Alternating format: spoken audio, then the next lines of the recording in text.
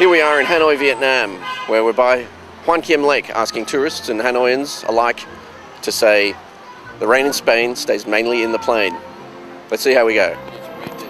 The rain in Spain. The rain in Spain stay mainly in the... I will try it, but it will be very difficult to read and look at that. Okay. So? Whenever you're ready. The rain, bà đọc đi. Amen. In Spain. Cái gì sao không bảo cái người trẻ người ta làm to? Biết. The rain in Spain. The rain in Spain. Stay mainly in Spain. Cool. Cảm ơn em. Thedrana in Savinran Staran Manilan in Thedraland. Hoàn hảo. Cảm ơn anh. The rain is stay mainly in the plain. Good. Cảm ơn em.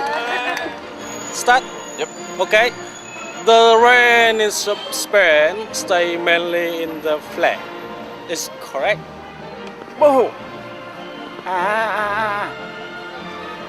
The rain.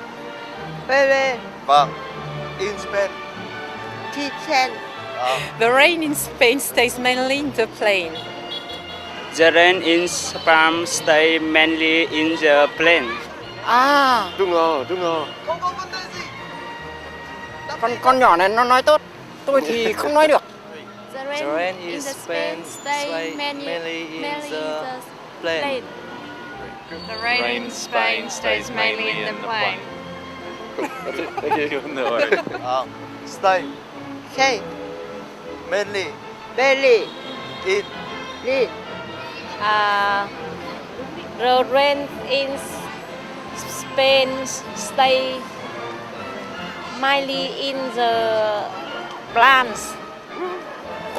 The rain in Spain stay mainly in the plant. The rain in Spain stay mainly in plain. Yes, thank you.